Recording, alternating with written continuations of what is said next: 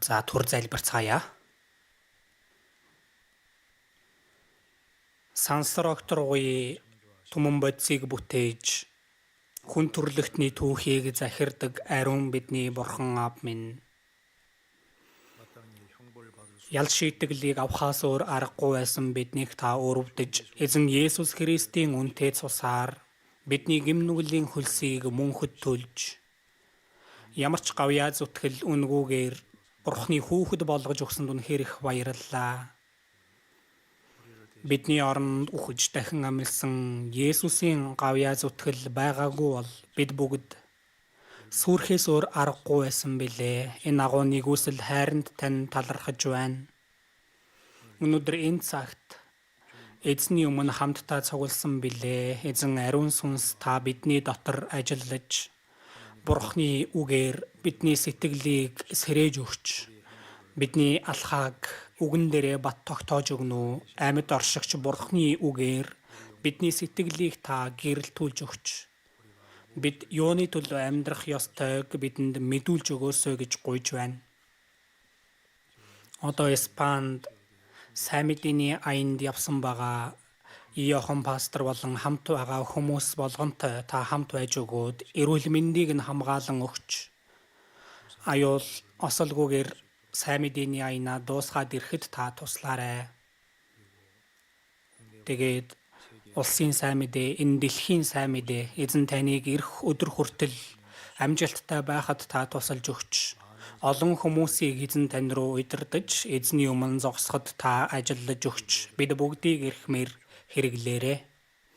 Айл гэр бүл бүртээ эзэн та хамт байж хамгаалж эзний өгдөг хүч чадлаар бүхий л хүнд бэрхийг даван туулж эзний алдрын төлөө амьдрахад нь та туслаарай.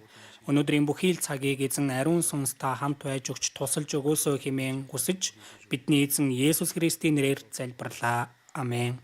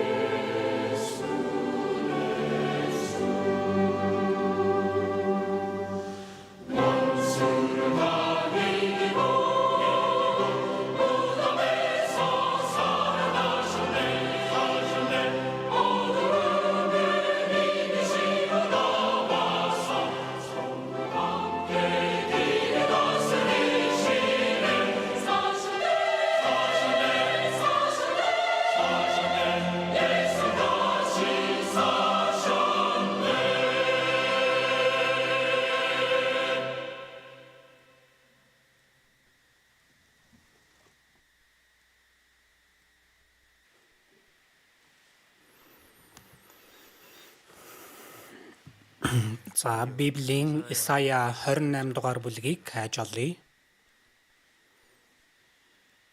28 дугаар бүлгийн 9 дугаар ишлэл. Исая 28-ийн 9.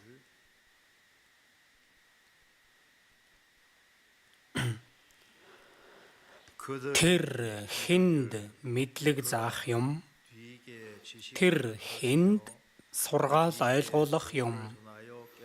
Сүүнээс гарсан хүүхдэд үү, хөхнөөсөө салсан нялхас дуу. Тушаал дээр тушаал, тушаал дээр тушаал, журам дээр журам, журам дээр журам. Энд жаахан, тэнд жаахан гэх юм хэмээдэг. 12-13-ыг хамт уншийе. Тэр тэдэнд энд амралт байна. Эцэж туйлдагсдад амралтыг өгөختөн. Энд тайван байна гэсэн боловч тэд сонсохгүй байсан. Тиймээс тэдэнд айлдах эзний үг нь тушаал дээр тушаал, тушаал дээр тушаал, журам дээр журам, журам дээр журам. Энд жаахан, тэнд жаахан байна. Ингэснээр тэд явж, гэдргээ савж хэмэхрээд өрхөнд орж баригдах болно. Энэ үртэл байна. За бүгдээрээ мэдэж байгаачлан Иохан пастор одоо Испани сайн мэдээнд явсан байгаа. Оронд нь би гарч ирлээ. Өнөөдөр ямар өдөр болохыг мэдж байгаа үстэй? Ямар өдөр вэ? Зарим хүн эзний өдөр гэж байгаа. Мэдээж эзний өдөр.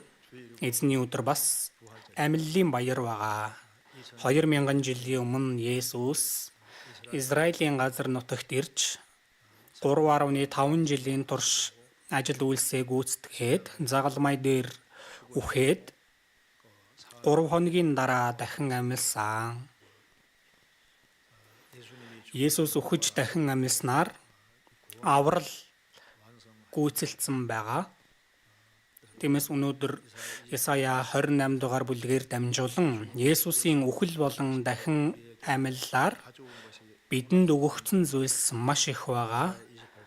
Энд Исая 28 дээр амралт гэдэг үг бас тайван байдал гэдэг үг гарч байгаа. Үүний талаар хамтдаа суралцах юм бол Есүс үхэж дахин амьснаар бид бүгдэд жинхэнэ амралтыг өгсөн, бид бүхэнд тайвширлыг, сэргэлтийг өгсөн тухай илүү баттай мэдэх болов уу гэж бодож байна. Эхлээд энд Исая 28-ийн 9 дээрээс харъя.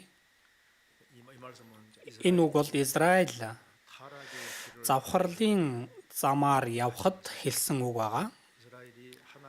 Израиль Бурхны сонгогдсон ард түмэн байсан боловч тэд үргэлжлүүлэн буруу замаар явсан байна. Тиймээс Бурхан тэдэнд олон иш үзүүлэгчдийг илгээж үргэлжлүүлэн Бурхан үгээ айлдаад байхад хүртэл тэд сонсоогүй байх нэ. Тиймээс энд ёстэр тэр гэж хэлж байна. Энд тэр гэж байгаа нь Бурханы иш үзүүлэгчд байх нь тэр Бурханы илгээсэн иш үзүүлэгч байх нь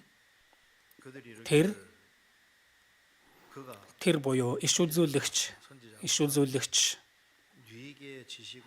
мэдлэгийг хүнд заах вэ? Тэр хүнд сургаал ойлгуулах юм. Сүүнээс гарсан хүүхдэд үү? Хөхнөөсөө салсан нялхас дуу. Хөхнөөсөө салсан гэж байгаа нь балчир жоохон хүүхдийг хэлж байгаа. Гинэн цагаан хүүхдэд ухааруулах уу гэж байгаа. Ягаад вэ гэвэл түүний араас 10 дугаар ишлэл дээр тушаал дээр тушаал, тушаал дээр тушаал. Уг нь нэг хэлсэн бол ойлгондоо. Гэтэл тушаал дээр дахиж тушаагаад л үгэлж байгаа юм шиг тушаал дээр тушаал давтан тушааж байна. Журам дээр журам, журам дээр журам. Заавар журам өгөөдөл дахиад заавар журам өгөөдөл нэг юма давтан хилээд байхаар одоо дургуун хурж байгаа хэн. Тиймээс журам дээр журам, энд жаахан, тэнд жаахан гэх юм хэмээдэг. Библийн энд ч жаахан, тэнд ч жаахан Израильчууд үгэнд орохгүй байгаа учраас Израилийг эргүүлэхийн тулд Бурхны үг энд тэндгүү үргэлж давталттайгаар гарч байгаа гэсэн үг байна. За гэтэл уг нь сонссон бол болох байсан гэтэл сонсоогүй 12 дээр тэр тэдэнд Израилийн ард түмэнд хэлэхдээ энд амралт байна. Эцэж туйлдагсдад амралтыг өгөх тун энд тайван байна гэсэн боловч тэд сонсохгүй байсан. Иш үзүүлэгч очоод тэнд заавар өгсөн, журам өгсөн, давтан тэгж заавар журам өгж байхад тэд сонсож дуулууртай байсан бол энд амралт байна, энд тайван байна. Бурхны үгэнд чих тавиад сайн сонсож хүлээж авсан бол та нарт жинхэнэ амралт өгөгдөх байсан. Сүнсний амралт болон тайвшрал байх болно. Гэтэл тэд тэгээгүй байна. Амралт болон энэ тайвшралыг олж авсан хүн яах ёстой вэ? Энд гарч байгаачлан эцэж туйлдагсдад амралтыг өгөх тун. Энэ дэлхий дээр үнэхээр өрөвдөлтөө хүмүүс олон байгаа. Ядарч, туйлдаж, цуцаж, гимнүглийн ачааг үүрсэн, эцэж туйлдсан, ядарч, цуцсан, зовж шаналж байгаа хүмүүс олон байгаа. Амралтыг олж авсан хүн, эзний өгдөг тэр сэргэлт тайвшралыг олж авсан хүнд эцэж туйлдсан хүмүүс харагддаг. Тэдэнд өөрийнхөө хүлээж авсан амралт болон тайвшралыг өгч чадна. Тэгэх ёстой байсан гэтэл үгийг тэд сонсоогүй гэж байгаа юм. Тиймээс 13 дээр. Тиймээс тэдэнд айлдах эзний үг нь тушаал дээр тушаал, тушаал дээр тушаал, журам дээр журам, журам дээр журам. Энд жаахан, тэнд жаахан байна. Бурхан байнга тэдэнд хэлж байна гэж байгаа юм. Байнга хэлээд байхад хүртэл уг нь сонссон бол тэдэнд амралт өгөгдөж, тэдэнд тайвшрал, сэргэлт ирэх байсан. Сонсохгүй бол яах вэ? Сонсохгүй бол ингэснээр тэд явж, гэдргээ савж, хэмхрээд өрхөнд орж баригдах болно. Тэд унаж сүрэх болно. Ингэж хэлж байгаа юм. Тэгэхээр ийм товчхон агуулга гарч байна. Өнөөдөр энэ талаар бодож үзье. Энэ Библийн сургаалын онцлог бол давтагддаг гэдгийг энэ үндсэн үгээр дамжуулаад мэдэж авах боломжтой. Давтагддаг энэ зүйл нь Библийн онцлог байна. Давтагдан хэлж байгаа энэ үгийг сонсож хүлээж авбал сайн. Гэтэл үүнээс татгалзаж байгаа хүнд аимшигтай уур хилэн өгөгднө гэдгийг энд хэлж байгаа юм. Гэтэл энэ давтагдсан сургаалыг үнэхээр хүлээж авж байгаа хүнд үндсэндээ хоёр зүйл өгөгднө. Тэр нь юу вэ? Амралт болон тайвшрал гэж байгаа юм. Амралт болон тайвшрал, сэргэлт өгөгдөн. Амралт болон тайвшралыг олсон хүн, олж авсан хүн яах вэ? Эцэж туйлдсан хүн харагдана тэдэнд. Эцэж туйлдсан хүмүүс өөрийнхөө хүлээж авсан амралт болон тайвшрал, сэргэлтийг таниулж мэдүүлж тэднийг аварч, тэднийг босгон байгуулах ажлыг хийх болно гэж байгаа юм. За ийм товчхон агуулгаар дамжуулан эдэн зүйлийг бодож үзье. Эхлээд 9 дээр тэр хүнд мэдлэг заах юм, тэр хүнд сургаал ойлгуулах юм, сүүнээс гарсан хүүхдэд хөхнөөсөө салсан ялхас дуу. За тэгэхээр их амархан ярьсан, амархан агуулга гэсэн үг байна. Хөхнөөсөө салсан ялхас дуу гэж байгаа нь гинэн цагаахан хүүхдүүд хүртэл ойлгох хэмжээний үнэхэрийн амархан ярьсан гэж байгаа юм. Энэ Библийг шал дими их төвөгтөө эдрэтэ болгож ярьдаг хүмүүс байгаа. За би ч бас хатгагдаж байна л да.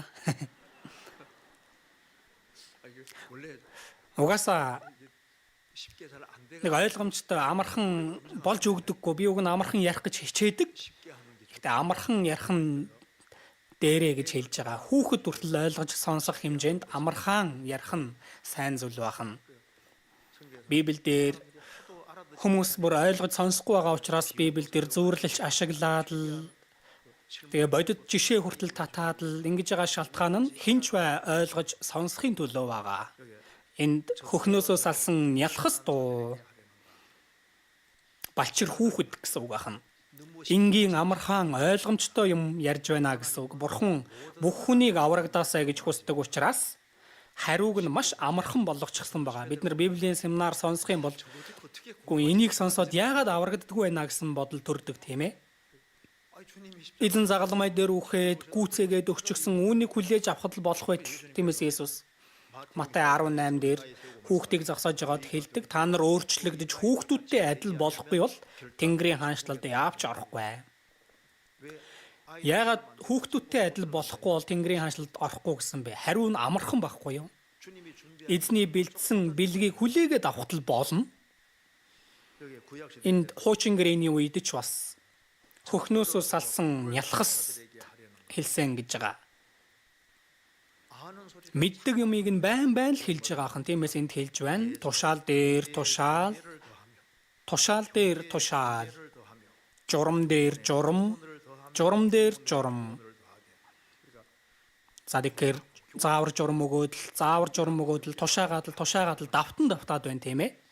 За би энэ Библийн семинарын 7 хоногийн үгийг 100 удаа сонсоод аврагдсан хүнийг харж исэн. Хэлж илээ. Би семинар 100 удаа сонсоод аврагдсан гэд. Тэр үед би их гайхаж исэн. Бас өөр тийшээ семинар хийхээр очисон чинь нэг хүн би 200 удаа сонсож аврагдсан гэж байгаа.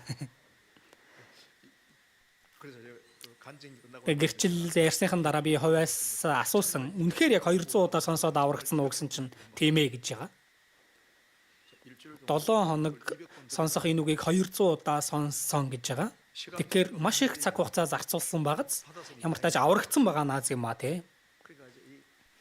Тэгэхээр давтагдсан энэ агуулгыг ухаарсан байгаа нь аз юм а. Ухаараагүй бол балдрах шахсан багц. Энд гарч байгаачлан хуучин гэрээний үеийн иш үзүүлэгчдэж бас давтан тушаагаад заавар журам өгч тэдэнд хэрэгтэй зүйл байгаа учраас хиймэл шүтээнд мөргөхгүй байх шалтгаан юу вэ гэдгийг хэлэхийн тулд Библийн эндэж шүтээнд бүү мөрг, Библийн тэндэж шүтээнд бүү мөрг гэж хэлж байгаа. Түүнийг давтан хэлдэг гэж байгаа хан. Бид энэ сайн мэдээг ухаарч чадахгүй байх үегээд сайн мэдээг ухаараагүй хүмүүс Библийн энэ тэндээс Есүсийн цус гим нүгэл уучлсан гэх агуулга олон байгаа учраас Библийн эндээс ч гаргаж ирээл тэндээс ч гаргаж ирээл эзэн уучлж өгсөн гэдгийг баттаа ухааруулахын тулд хичээдэг тийм ээ. Гимтэн гэдгээ ухаараагүй хүмүүст бол хүндрэлтэн гим нүгэлтэн гэдгийг ухааруулах үг олон байгаа учраас түүнийг нь бас энэ тэндээс гаргаж ирээл давтан хэлдэг. Энэ бол хэвийн зүйл гэж байгаа хан.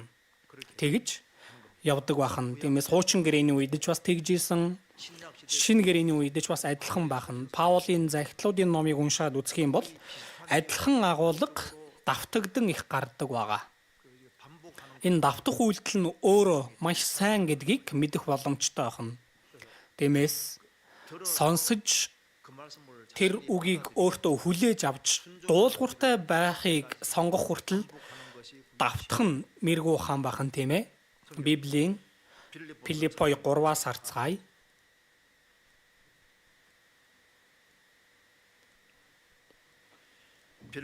Филиппой 3:1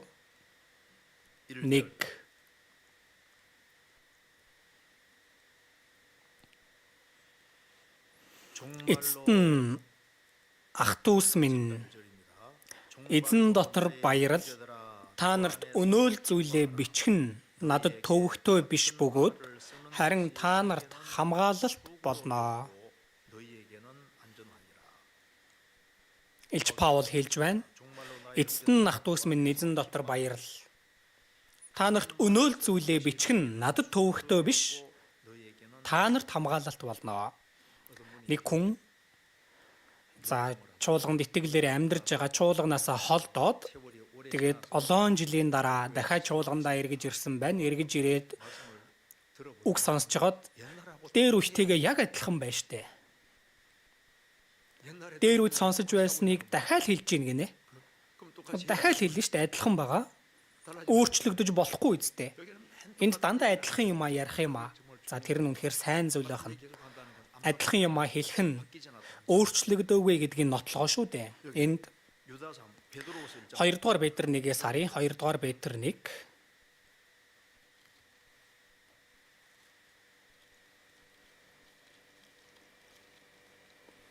2-р Петр 1:12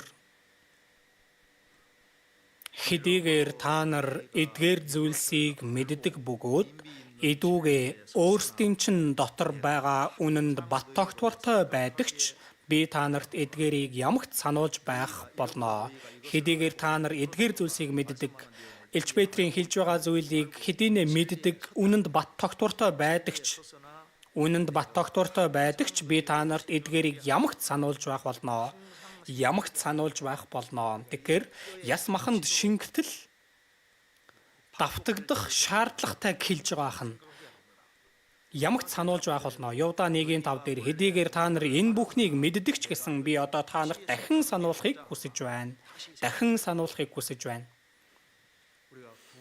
Бид аврагдах үед анхнаасаа сонсон зүйлийг эцсээ хүртэл дотроо байлгавал түүнийг л жинхэнэ ёроол дундах ёроол гинэ. Иохан 1-р Иохан 2-оос харъя. 1-р Иохан 2-ын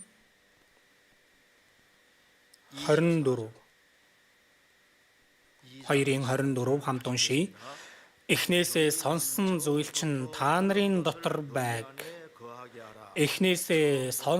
зүйл чинь та нарын дотор байв. Та нар мөн хүүгийн болоод эцгийн дотор байх болно. Эхнээсээ сонсон зүйл чинь та нарын дотор байг. Эхнээсээ сонсон зүйл нь юу вэ? 3:23-ыг хамт уншия. 3:23 хамт уншия. Бид түүний хүү Есүс Христийн нэрт итгэж бидэнд тушаасан ёсоор бие биеэ хайрлах нь түүний тушаал юм. Эхнээсээ сонсон зүйл нь энэ бахна. Бид түүний хүү Есүс Христийн нэрт итгэж.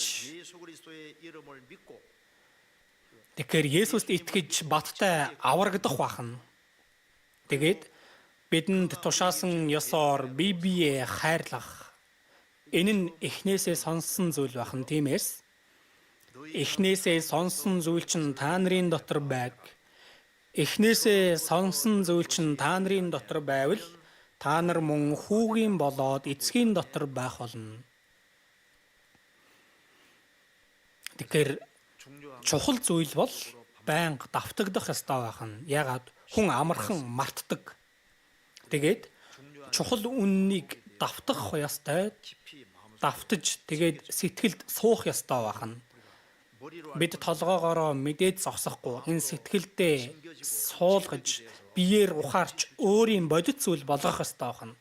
Тиймээс бид бүхэн эзний нэгүслэр аврагдсан хүмүүс бие биеэ хайрлах явцад энэ сайн мэдээ үргэлжлүүлэн тараагдаж байгаад эзэнтэй уулзвал тэгвэл тэр бол хамгийн ёроолт амьдрал гэж хэлж болно. Исая 28 ингэж давтагдсан сургаалыг өчүүхэн зүйл гэж үзэн түүнийг балчир хүүхдийн зүйл мэт бодож хүлээж авахгүй байгаах нь тийм хүний амьдрал өрөвдөлтөй болно. Исая 28-ыг дахиад харъя. 28:13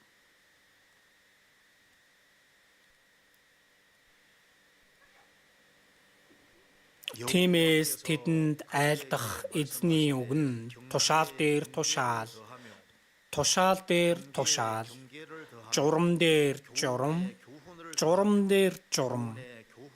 Энд жаахан, тэнд жаахан байна. Байн ингэж хэлж байгаах нь. Гэтэл хүлээж авбал уг нь сайн, хүлээж авахгүй бол яах вэ? Тэд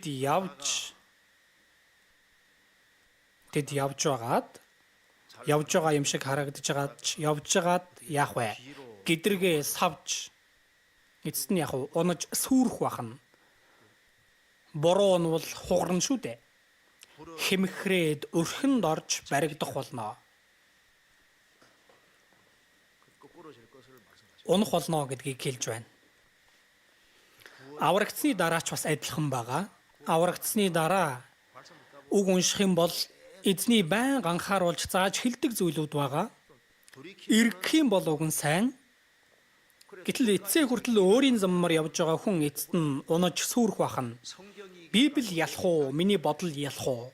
Библи шууд ялна шүү дээ.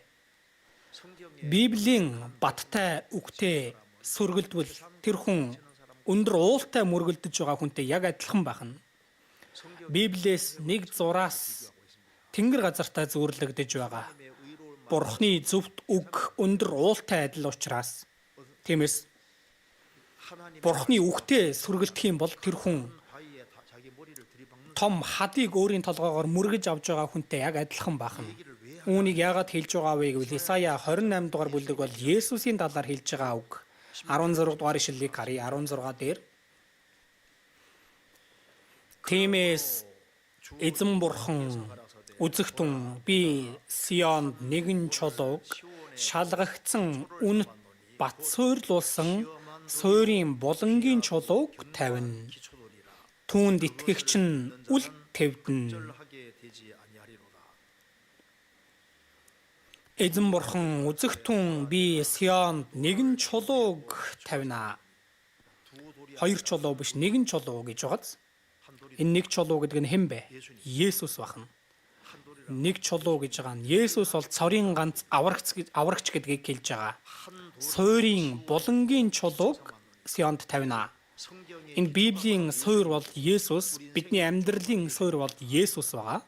Шалгагдсан чулуу Есүс бол сорилтоор дамжиж гарч ирсэн. Тиймээс Матай 4 дээр Есүс үйл ажиллаа эхлүүлэхдээ диаволд соригдсон байгаа. Есүс бичигдсэн байдаг гэх үгээр сорилтуудыг ялсан байгаа. Сорилтод тэнцсэн Есүс аврагч гэдгээ баталсан бахан. Сорилтод тэнцсэн чулуу, шалгагдсан чулуу, бас үнэт чулуу. Тэгэхээр Есүс бол эрдэнсийн дундах эрдний чулуу бахан. Тиймээс Хаггай номон дээр Есүсийг бүх үндэстний эд баялаг гэсэн байгаа. Бүх үндэстний энэ дэлхий дээрх бүх үндэстний үнэт эрдэнэ бол Есүс бахан. Эрдний чулуу. Тэгээд бат суйрлуулсан суурийн чулуу. Үнэхээр бат учраас бутлах боломжгүй бахан. Түүнийг тиймээс энд түүнд итгэгч нь эхлээд итг гэдгийг хэлж байгаа. Түүнд итгэгч нь үл тэвдэн. Энэ ямар үг вэ? Үүнийг ойлгохын тулд эхлээд энэ Библийн ишлэл шинэ гэрэн дээр дурдгдсныг харцгаая. 1-р Петр 2 1-р Петр 2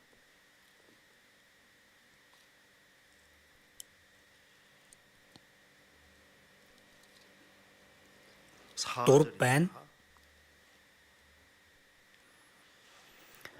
Эзэн рүү ир. Тэр бол хүмүүст гологдсон боловч харин Бурхны өмнө сонгогдсон үнэт амьд чулуу билээ. Иймд амьд чулуу мэт болсон та нарч бас Есүс Христээр дамжуулан Бурханд тааламжит сүнслэг тахилуудыг өргөх ариун тахилч болохын тулд сүнслэг байшин болон баригдаж байна. Энэ нь бичвэрт харагтун сонгогдсон булангийн үнэт чулууг би Сионд тавина. Түүнд итгэгч нь ичгүүрт орохгүй гэсэн байдаг. Тиймээс итгэгч та нарт энэ нь үнэтэй юм. Харин үл итгэгчдэд барилгачдын голсон чулуу нь булангийн чулуу болов. Мөн бүдрүүлгийн чулуу тэглэх хад болсон юм.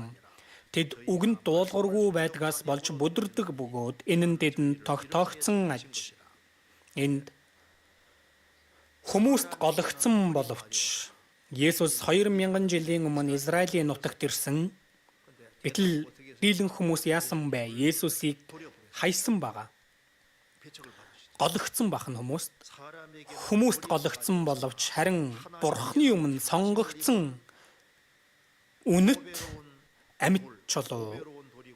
Үнэт амьд чулуу мэт болсон та нарч бас Есүс Христээр дамжуулан сүнслэг байшин болон баригдаж байна. Тиймээс Есүст баттай итгэх үед үхмэл чулуу байсан бид амьд чулуу болдог бахан. Тиймээс 6 дээр энэ нь бичвэрт Исая 28 дээр бичигдсэний дагуу үзэгтэн би Сионд нэгэн чулууг шалгагдсан үнэт бат суйрлуулсан суурийн болонгийн чулууг тавина. Түүнд итгэгч нь үл твдэн. Итгэгч нь яана гэсэн бэ? Ичгүүрт орохгүй. Өөрчилж хэлэх юм бол Есүст итгэж аврагдах ёстой. Аврагдахгүй хүн яах вэ? Тэд өрхөнд орж баригдан хэмхэрч хугарах болно. Бас итгэхгүй бол яах вэ? Итгэгч хүн нь ичгүүрт орохгүй, харин үл итгэгч нь ичгүүрт орно. Ичгүүрт орохдоо ямар ичгүүр болоо? Мөнхийн ичгүүр гэж тодорхой хэлсэн байгаа. Даниэл 12-оос харцгаая. Даниэл 12.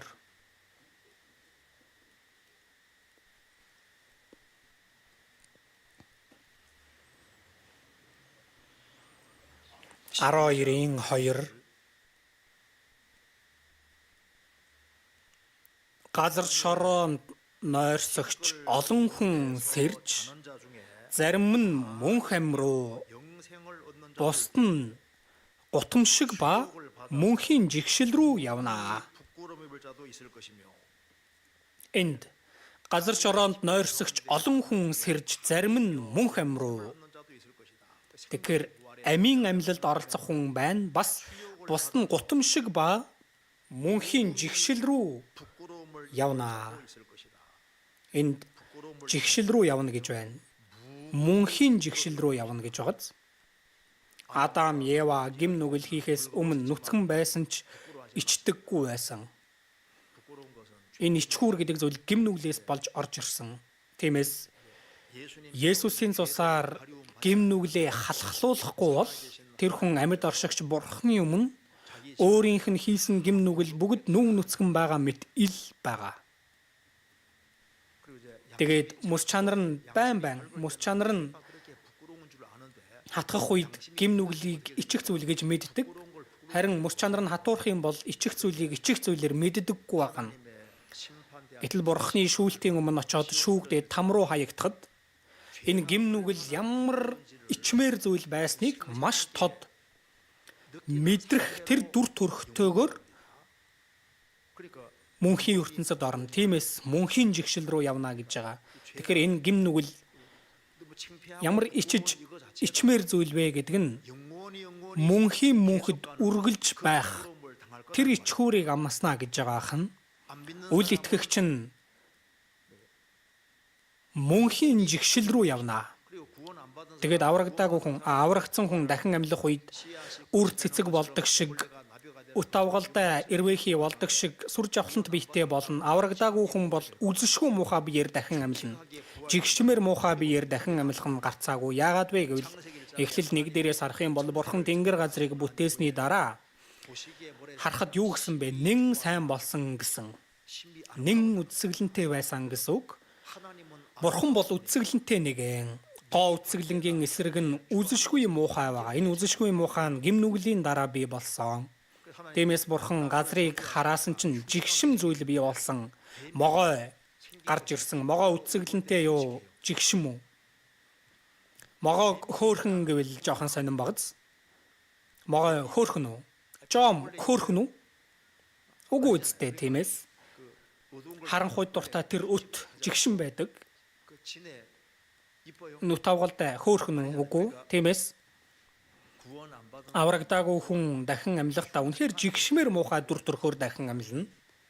Ягд вэ гэвэл Есүс хараагдагстаа надаас зайл диавол болоод түүний элч нарт бэлтгэсэн мөнх галд ор хараагдагстаа гэж байгаа нь энэ хараагдсан дүр төрх нь жигшим дүр төрхийг хэлж байгаа.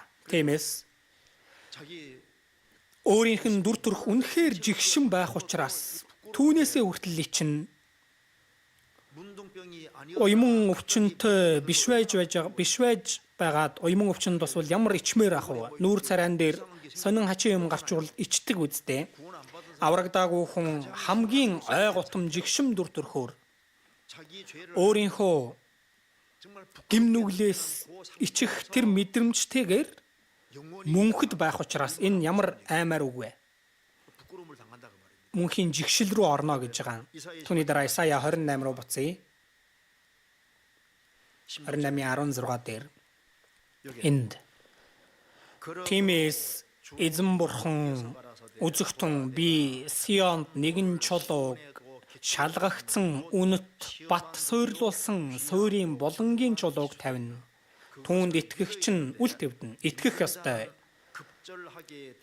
Түүнд итгэгч нь үл тэвдэнэ. За сандрах болон тасрах гэдэг үгийн нийлбэр байна. Тэгэхээр үл тэвдэнэ гэж байгаа үг нь яарамгүй байх болно. Балмагдж сандрахгүй гэсэн үг байна. Итгэгч нь сандрахгүй байх болно. Яагаад вэ гэвэл итгэлгүйгээр үхэх юм бол яах вэ? Дуулал 73 дээр гарч байгаачлан гинтийн аймшгаар бүр мөсөн сүйтгэгдэжээ. Итгэлгүйгээр үхсэн хүн айж цочно гэж хэлж байгаа.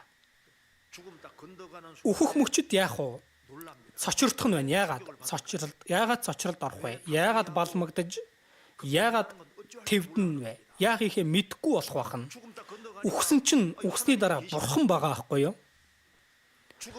Үхээд харсан чинь мөнхийн ертөнц өөрийг нь хүлээж байна.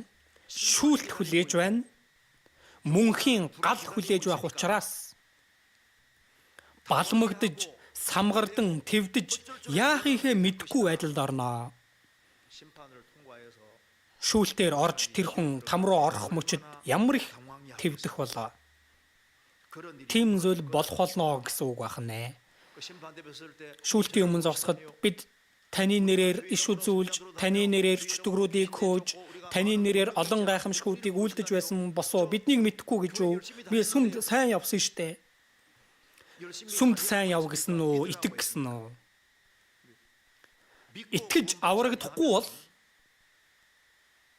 тэр мөнхийн ичгүүрт орж тэр тэвдэх болно. Эзнээс тасрах үед ямар их цочрдож, сандарч яах ихэ мэдхгүй байх болоо. Тиймээс Бурхны тодорхой үгийг хүлээж авахгүй хүн энэ амьдралаар амьдрахад юу байхгүй вэ? Тэр хүнд жинхэнэ амралт гэж байхгүй байна. Тэгээд сүнсний амралт юу вэ гэдгийг мэдхгүй, сүнсний жинхэнэ тайвшрал болон баяр хөөргийг мэдхгүй байх байна. Тэгвэл ийм зүйл яагаад бий болсон бэ? Яагаад итгэхгүй байх вэ? Яагаад Бурхны анхааруулгыг сонсоогүй вэ? Исая 28-ыг харах юм бол өөр юмд согтуурч байсан. Исая 28:1 Ефраимын согтуучуудын бардам титэм үржилт хөндийн амандах цуутай гоо үцэглэнгийнх нь гундмал цэцэг болох дарсанд цохигдсон хүмүүс хөөрхийе. Энд Ефраимын согтуучуудын бардам титэм. За энд согтсон гэж гарч байгаа. Бодтоор Исая 5 дээрээс харах юм бол сархтад согтуурхаар хойноос нь хөөцөлдөн өглөө эрт босож дарсанд цохиултлаа үдэш болтол байгчд хөөрхийе гэсэн. Бодтоор тухайн цаг үед их архиудаг байсан юм шиг байгаа. Түүгээр зогсохгүй тэд буруу сургаалт тэд согтуурж байсан. Исая 29-өөс харцгаая. Исая 29 9-р ишлэл. Саатагтун хүлээхтун өөрсдийгөө сохолж хараагүй бол тэд дарснаас биш атал согтон сархтаас биш атал гуйвж байна. Учир нь эзэн та нар дээр гүн ойрны сүнсийг цутгаж, иш үзүүлэгчид та нарын нүдийг хааж, үзмэрчид та нарын толгойг бүтээжээ. Энэ бүх үзэгдэл нь та нарт лацдуулсан номын үг мэт болно. Тэд үүнийг номч хүнд өгч, үүнийг уншиж хайрл гэхэд тэр би чадахгүй. Яагаад гэвэл энэ нь лацдуулсан гэж хэлнэ. Дараа нь тэр номыг бичиг мэдхгүй нэгэнд өгч, үүнийг уншиж хайрл гэхэд тэр Би уншиж мэдгүй гэж хариулна. Эзэн энэ ард түмэн амаараа надад ойртон уруулаараа л намайг хүндлөвч зураг сэтгэл нь надаас алс хол байдаг. Хүний заасан тушаалыг дагснараа надаас эмээж байна гэж тэд боддог. Тиймээс үзэгтэн би энэ ард түмний дотор юр бусын гайхамшиг гайхалтай зүйлийг дахин бүтээн. Мэргэдийн мэрэгэн ухаан мөхөж ухаантнуудаас ялгах чадвар нь нууцлагдана гэв. Тэд бодит байдал дээр архих уужсэн затүүгээр зогсохгүй үнэхээр тэдний согтож байсан зүйл бий. Юунд тэд согтож байсан бэ? Энд хэлж байна 13 дээр. Энэ ард түмэн амаараа надад ойртон уруулаараа л намайг хүндлөвч зүрх сэтгэл нь надаас алс хол байдаг. Бурхан сүнс учраас сэтгэл болон сүнсээр хандахгүй бол юу ч ухаарахгүй. Бүх зүрх сэтгэлээрээ хайж байж л ухаарах боломжтой. Хүний заасан тушаалыг дагснараа надаас эмээж байна гэж тэд боддог. Бурхны үгийн сургаалыг авах ёстой байтал хүний заасан тушаалыг тэд сэтгэлээрээ их авсан учраас хүний заасан тушаалд тэд цогцсон байсан учраас Библийг харсан ч нэг их ч ухаарахгүй байгаа хам. Та нарт лацтуулсан номын үг мэт болно. Тэгэхээр ямар нэгэн өөр зүйлд цогтох юм бол давтан хэлсэн ч нэг ч үг дотор нь орохгүй байна. Тиймээс яагаад давтагдсан сургаал энэ сургаалыг хүлээж аваагүй вэ? Тэд ертөнцийн зугаа цэнгэл архимед тийм зүйлд согтсон байсан. Тэгээд бас тэдний сэтгэл бурхнаас хол хөндөй байж бас нэг нь буруу сургаалыг үнэхээр их авч буруу сургаалд согтсон байсан учраас тиймээс ухаарч чадахгүй байгаа юм. Тиймээс Израилийн ард түмэн үнэхээр өрөвдөлтөй байдалд ордог. Тэгээд тэд хэлэхдээ бидэнд өөр хорогдох газар байгаа гэж бодож исэн байна. Харцгаая Исая 28-аас Исая 28-ийн 14. Тиймээс энэ ард түмнийг захирагч Иерусалим дахь шооч ирчүүдээ эзний үгийг сонсогтун. Учир нь та нар бид үхэлтэй гэрээ байгуулж үхэгсдийн оронтой хилэлцээр хийсэн дийлдэшгүй ташуур дайран өнгөрөхдөө бидэнд хүрэхгүй. Учир нь бид худал хуурмгийг хорогдох газараа болгож зал мэхээр өөрсдийгөө далдалсан гэж хэлсэн. Юу гэсэн үг гэвэл одоо Ассир Израиль руу довтолж орж ирэх гэж байгаа учраас Бурхан тэр аюултай нөхцөл байдлыг зөвшөөрсөн тэднийг эргүүлэхийн тулд байсан. Гэтэл Израильчууд бид хүчрхэг Египттэй холбоо тогтоосон. Египт бидэнд туслана гэж амласан учраас бид аюулгүй гэд хуурамч итгэл тээж байсан бахан. Ассирийн улмаас Израиль одоо сүрхэд хурж байхад Израильчууд бидэнд Египт гих хорогдох газар байгаа учраас зүгээрээ эзнийг хорогдох газараа болголгүй өөр зүйлийг хорогдох газараа болгож байна. Тиймээс эцэст нь Израиль шүүгдсэн байгаа. Тиймээс энд Исая 28 дээр давтагдсан сургаалыг үнэхээр хүлээж авч итгэсэн хүн яах вэ? Библиэлд хоёр зүйлийг хэлж байгаа 12 дээр. Тэр тэдэнд энд амралт байна, энд тайван байна. За энд үнэхээр чухал үг гарч байгаа. Энд амралт байна, энд тайван байна. Бурхны иш үзүүлэгчид давтан зааж сургасан энэ сургаалыг тэр чигт нь хүлээж авах юм бол тэр нь үнэхээр энгийн ойлгомжтой сургаал. Итэг гэж байгаа хэн зөвхөн итэг. Энгийн ойлгомжтой сургаалыг хүлээж авах юм бол тэгвэл та нарт юу өгөгдөх вэ? Амралт өгөгдөх болно, амралт. Жинхэнэ амралт юу болохыг мэдэж авах болно. Бидэнд хэрэгтэй зүйл бол амралт байгаа. Библийн Йов 7 дугаар бүлэг дээрээс харах юм бол Йов өөрийн бүх эд хөрөнгөө алдаад 10 хүүхэд нь бүгд үхэж хамаг бие нь өвчилж хэдэн сарын турш зовдөг. Тэгж зовж шаналж байгаа Йовын үнэхээр хүсч байсан зүйл нь юу бол? Энэ зовлон донд байх үед бидэнд үнэхээр хэрэгтэй зүйл амралт гэдгийг их мэдэрдэг тийм ээ. Энэ өдөр тутмын амьдралд хүртэл амралт хэрэгтэй, сүнсний жинхэнэ амралт бас хэрэгтэй. Энэ амралт бол Библийн үнэхээр чухал сэдв. Йов 7-оос харцгаая. Йов 7 дээр Йов 7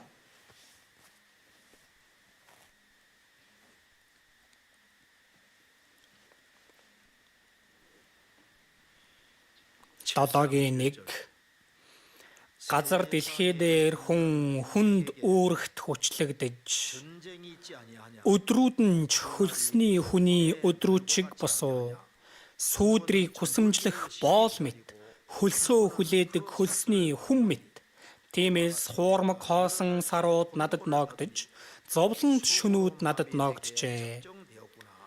Хизээ сэрж босох бол гэж хэвтэхтэй би бодовч урт шөнийн туршид үүр цайтал би эргэж хөрвөн. Би махбод минь өт ба тоосоор хучигдаад арьс минь эвэршиж хагарнам. Миний өдрүүд нэхмэлчний зүүнээс ч хурдан өнгөрч найдваргүйгээр төгсгөлдөө ойртон. Энэ үгэн дээр газар дэлхий дээр хүн дүүрэгт хүчлэгдэж газар дэлхий дээр байгаа хүн үнэхээр их хүн түчрийг үүрдэг боддоор бараг бүх үеийнхэн дайн тулааны хүн түчир үеийг туулж өнгөрүүлсэн. Өдрүүд нь ч хөлсний хүний өдрүүчиг босуу. Энэ хөлсний хүн, хөлсний ажилчин зовдөг. Өдөр бүрийн орлогоор амьдардаг хүн үнэхээр их ядарч цуцдаг учраас хурдан шөнө олоосоо орой олоосоо амархыг хүсдэг. Сүүдрийг хүсэмжлэх боол мэт. Боолоор амьдардаг хүн үнэхээр хэцүү зүйл олон байгаа учраас хурдан сүүдэр тусаасаа шөнө болоосаа амархыг хүсэж байгаа. Хөлсөө хүлээдэг хөлсний хүм мэт. Хөлсний ажилчин өдөржин ажиллаад юу хүлээх вэ? Тэр цалин хөлсөө авахыг хүснэ, хариугаа авахыг хүснэ. Тиймээс хуурмаг хоосон сарууд надад ногдож, зовлонт шөнүүд надад ногджээ. Йов хамаг биеийн өвчлсөн зов чаналж байгаа учраас үнэхээр амархыг хүсэж байгаа ахын. Амармаар байна. Хизээ сэрж босох бол гэж хэвтэхтэй би бодовч урт шөнийн туршид үүр цайтал би эргэж хөрвөн. Энэ хүний амьдралаар амьдрахад янз бүрийн шалтгаанаар бидний махан бие, за бидний сүнс амралт бидэнд хэрэгтэй байдаг. Есүс яагаад ирсэн бэ? Есүс жинхэнэ амралтыг өгөхийн тулд ирсэн. Еврей 4 дээрээс харах юм бол Бурхан тэнгэр газрыг бүтээгээд бүх ажлаасаа 7 дахь өдөртөө амарчээ гэж гарч байгаа.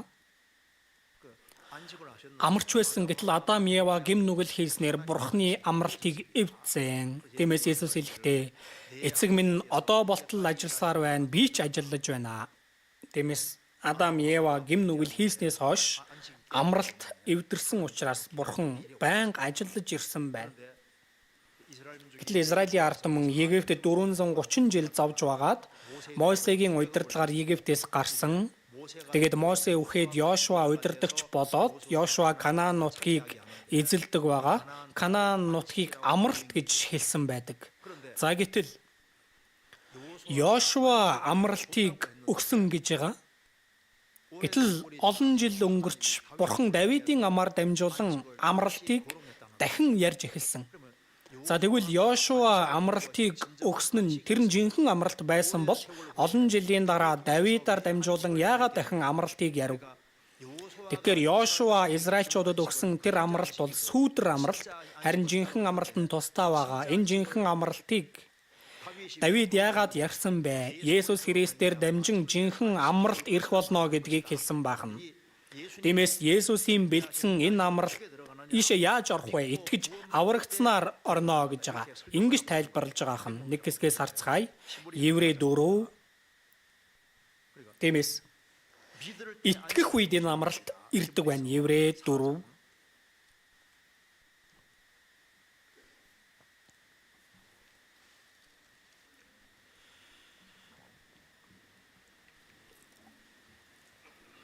Еврей 4-ийн 7.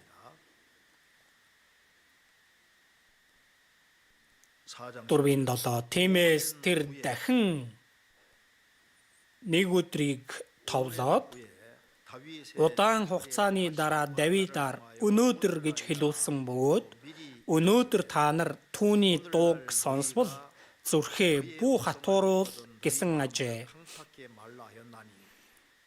Хэрв Йошуа тэдэнд амралтыг өгсөн бол түүний дараа Бурхан өөр өдрийн тухай ярихгүй байх байсан. Тэгэхээр Бурханы хүмүүст амралтын өдрийн амралт үлддэг. Тиймээс энд Давид 3 дээр хэлж байгаачлан түүний ажлууд дэлхийн суураас дууссан хэдий ч түүний би хилэн дотроо миний амралтад тэд эс орно гэж андгайлсан хэмээн айлцsanчлан болж байна. Тэгэхээр Бурхан Давидын амаар дамжуулан миний амралтад тэд эс орноо ингэж хэлсэн. Дуулал номон дээрээс харах юм бол Давид амралтын тухай хэлж байгаа. 5 дээр түүнчлэн миний амралтад тэд эс орно гэсэн байдаг. Яагаад ингэж хэлсэн бэ? Йошуагийн хэлсэн амралт жинхэнэ амралт байсан бол Бурхан Давидаар дамжуулан амралтыг дахиж ярихгүй байх байсан. Тэгэхээр энэ амралт ямар амралт вэ? Энэ нь Есүс Христээр дамжсан амралтыг хэлж байгаа. Тиймээс 9 дээр тэгэхлээр Бурханы хүмүүст амралтын өдрийн амралт үлддэг 10-ыг хамт уншийе. Учир нь Бурхан өөрийн ажлаас амарсны адил хэн түүний амралтад орно тэр нь ажлаасаа амарсан юм а. Энд Бурхан өөрийн ажлаас амарсны адил хэн түүний амралтад орно тэр нь ажлаасаа амарсан юм. 2 хүүхэд нь усанд живж байна. Аав нь нэгийг нь эхлээд аварлаа. Тэгвэл аврагдсан хүүхдээ бодвол аав нь сэтгэл амарч болно үсттэй. Харин аврагдаагүй усанд живээд урсаж байгаа хүүхдийнхээ төлөө бол сэтгэл амарч чадахгүй. Харин аврагдсан хүүхдийнхээ хувьд сэтгэл нь аварна. Бурхан өөрийн ажлаас амарсны адил хэн түүний амралтад орно тэр нь ажлаасаа амарсан юм а. Энэ амралтанд орох ёстой. Яаж орох вэ? 3 дээр. Итгэгч бид яах вэ? Тэрхүү амралтад ордог. Тэгэхээр яаж амралтад орох вэ? Тушаал дээр тушаал, журам дээр журам. Энэ заавар журам соргомжийг сонсоод л байвал амралт руу орох арга зам юу вэ? Энэ Есүс булангийн чулуу, энэ Есүс үнтэй бат суйрлуулсан суурийн чулуу учраас итгэгч нь унахгүй. Итгэж байгаа хүн нь ичгүүрт орохгүй. Итгэж байгаа хүн нь тэр амралтад орноо. Амралтад орж амархан байна. Тиймээс аврагдах үед үнэхээр амралт өгөгддөг байх нь. Тиймээс Есүс ингэж хэлсэн Матай 11 Матай 11-ийн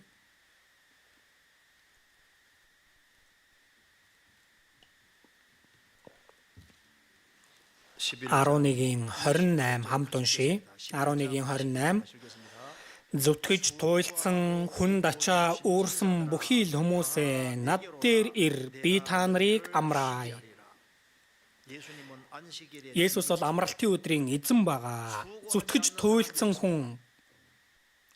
туйлддаггүй хүн гэж байхгүй. Бас гмийн хүн дачаа үүрээгүй хүн гэж байхгүй. Зүтгэж туйлдсан хүн дачаа үүрсэн бүхий л хүмүүсээ над дээр ир би та нарыг амраая.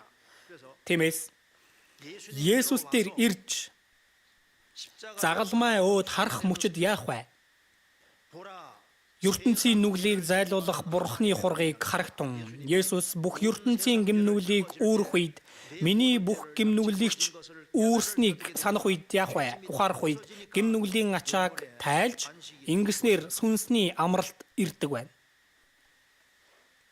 Тэгээд Есүс түүний араас 29 би зүрх сэтгэлдээ дүлгөөн бөгөөд даруй тул буулгыг минь өөрсөд дээрээ авч надаас суралц. Тэгвэл та нар сэтгэлдээ амралтыг олох болно.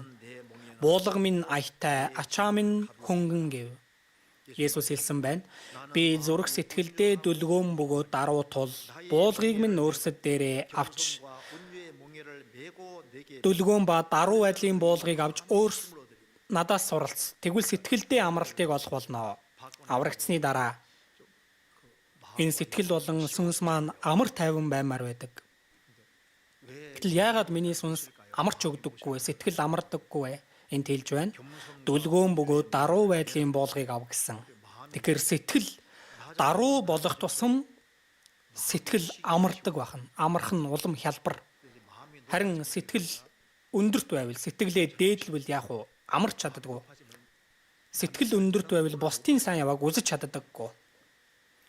Тиймээс сэтгэлээ дорд болговол боддоор үнэхээр сэтгэл амрах боломжтой байна. Аврагдаад энэ сэтгэлээ дорд болгож амьдрах тусам даруй ба дүлгөөн байдлын буулгыг аваад эзнийг дагаж байгаа хүний сэтгэл хүчийг олж авдаг. Энэ өгүүлбэрийг сайн харах ёстой. Буулгыг минь өөрсдөд дээрээ авч надаас суралц. Тэгвэл та нар биедээ амралтыг олох болно гэж уншиж болохгүй тийм ээ.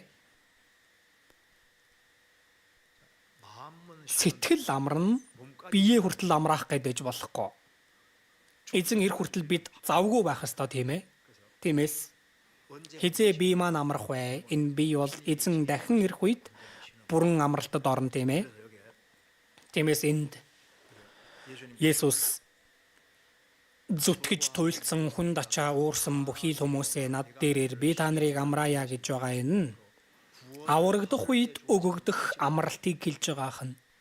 Тиймээс энэ аврал өгөгдөх үед ирэх амралт. Энэ амралтыг олж авсан хүн үнэхээр ерөөлтэй. Аврагдаагүй хүн бол сэтгэлд нь юу байхгүй вэ гэвэл сүнс болон сэтгэлд нь жинхэнэ амралт байхгүй байгаа хэрэг байна. Ягаад гим нүгэл нь шийдвэрлэгдээгүй хүн жинхэнэ амралт тэр хүнд байхгүй. Тиймээс баталгаатай аврагдсан хүний сүнс үнэхээр амралтад орсон хэрэг байна. Тэгвэл Библиэлд хэлэхдээ амралт ба тайвшралыг холбож хэлж байгаа. Дахиад харъя Исая 28. Исая 28 12. Тэр тэдэнд энд амралт байна. Энд тайван байна. За тэгэхээр Есүст итгэж аврагдсан хүн унаж сүрөхгүй, ичгүүрт орохгүй, тэгээд бас үхлийг даваад гарсан ч цочирдохгүй, сандрахгүй. Тэгээд энэ дэлхий дээр ч юу өгөгдөх вэ? Амралт өгөгднө. Зөвхөн амралт л өгөгдөх үгүй. Амралттай холбогдож бас энд амралт байна. Энд юу гэсэн байна? Тайван байна. Энэ тайвшрал хэлж байгаа. Аврагдах үед амралт өгөгдөхийн хажуугаар бас тайван байдал ч өгөгддөг байна. Адам Ева Эден цэцэрлэгт амьдрах үед тэнд жинхэнэ амралт байсан бас юу байсан бэ? Тэнд үнэхээр амгалан тайван байдал байсан. Эден цэцэрлэгт 4 мөрөн урсаж байсан. Нэг мөрөн нь Гихом мөрөн гэж байгаа. Задран гарч ирэх, ориглох, цутхан урсах гэсэн утгатай. Эден цэцэрлэгт үнэхээр сэтгэл сэргэм тайван газар байсан. Гим нүгэл хийхээс өмнө жинхэнэ амралт болон тайван байдал байсан газар гим нүглийн үр дүнд амралт норж тайван байдал бас нурсан байна. Харин аврагдах үед амралт дээр нэмэгдээд бас юу ирэх вэ? Энэ тайвшрал ирнэ гэдгийг тодорхой хэлсэн байна. Библиэс хайж олъё. Үйлс 3. Үйлс 3. Тиймээс үнэхээр баяр хөөртэй амьдралыг хүрч байвал аврагдах ёстой. Үйлс 3-ын 19. 3-ын 19 хамт уншия. Иймээс гимшицгээ, гим нүглээ үгүй болгохын тулд эргэцгээ. Тэгвэл сэргээх цаг эзний оршихуйгаас ирэх бөгөөд. Иймээс гимшицгээ, гим нүглээ үгүй болгохын тулд эргэцгээ. Тэгвэл үнэхээр гим нүглээ баттай уучлуулан сүнсний амралтыг олж авбал сэргээх цаг эзний оршихуйгаас ирнэ. Тэгэхээр аврагдах үед сэргээх цаг ирэх болно гэж байна. Сэргэнэ гэдэг нь утга нь сэтгэл сэргэх, тайвшрах, санаа амрах, сэтгэл онгойх, уужрах, сэтгэл шинчлэгдэх, баярлах гэсэн утгатай. Тиймээс хүний бүхэл өдөр зовлон шаналлалтай гэж хэлсэн байгаа. Аврагдах үед тайвшрал, сэтгэл сэргэлт бас ирдэг гэдэг нь ч үнэн байгаа. Тиймээс айдас минь залбирлаар солигдон миний дуу болсон гэх магтан дуу байгаа тийм ээ. Сайн дуулдаг байвал уг нь ганц дуу дуулчих юмсан. Би аврагдахаас өмнө миний хамгийн дуртай байсан дуу амандаа байнга аялж явсан дуу. Хашаанд минь байх эмпатийн цэцэг чиний дөрөх гунигтай хаан энэ дуунд их дуртай байсан. Нэгэн үе энэ дуунд их дурлж байсан. Чиний төрх гунигтайхан. Үнэхээр уйтгарлах үедээ энэ дуу байнга амандаа аялагдаж байсан. Чиний төрх гунигтайхан яагаад? Үхсний дараах асуудал шийдэгдээгүй учраас гэтэл 1983 оны 9 сарын 25-нд аврагдсан. Гим нүглийн ачааг тайлж тавьсан. Тэгээд аврагдаад гарч иртэл үнэхээр их талархал төрж байгаа. Тэгээд магтан дуу сурж байтал 174 дугаар магтан дуу энэ дуу их гой санагдсан. Миний сүнс ивэл аваад гэмийн ачаа тайлж хайсанд гэм гунигтай энэ хорвооч юрбосын ус болон хувирлаа халелуя магтаандуулъя миний бүхэн цагаат хагцсан Есүс эзэн тэ хамт байхад хаанч байсан их эзний ус энэ дуу үнэхээр яг адилхан санагдсан. Миний сүнс ивэл аваад Бурхны ивэлийг авч гмийн ачааг тайлж хайсанд хүнд гмийн ачааг тайлж хайсан гм гонигтай энэ хорвооч юр бусын улс болон хувирлаа халелуя магтан дуулъя миний бүх гм загаад гагцсан Есүс эзэнтэй хамт байхад хаанч байсан их эзний улс энэ дуу шал эсрэг байгааз хашаанд минь байх эмпатийн цэцэг чиний төрх гонигтайхан үнтэй харьцуулахад баярлан хөөрхийн шал эсрэг байгааз аврагдах юм бол тэгэхээр сэргээх цаг эзний оршихуйгаас ирэх бөгөөд тийм ээ гим нүглийг тайлж хайхад энэ там руу явах ял шийтгэлээс бид салсан там руу явах ял шийтгэлээс чөлөөлөгдсөн учраас ямар их сэтгэл сэргэж тайвшрах вэ шоронд амьдарж байгаад шоронгоос гарч ирэхэд ямар сайхан байх вэ Папион гэдэг кино энэ Папион гэх хүн шоронд ороод 13 14 жил байсан гарч ирэх гэж зөндөө оролцсон гэхдээ чадаагүй. Тэгээд 13 14 жил өнгөрөөд арай гэж шоронгоос гарахд хүрсэн. За шоронд байжгаад 13 14 жилийн дараа гарч ирэхэд шоронгоос эрх чөлөөтэй болоход ямар их сэтгэл сэргэж сайхан байх бол түүнтэй харьцуулахын аргагүй мөнхийн суйрлээс аврагдсан учраас энэ баяр хөөргийг үгээр илэрхийлэх аргагүй байна. Тиймээс Библиэлд ингэж илэрхийлсэн байгаа. Исая 30 30-ийн 26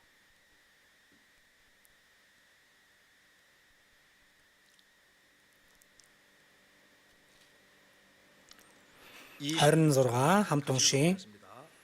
Эзэн ард түмнийхээ бэртэнгийг боож, яр шархийг нь эмчлэх өдөр, сарны гэрэл нь нарны гэрэл шиг болж, нарны гэрэл нь 7 өдрийн гэрэл мэт 7 дахин хурц болно.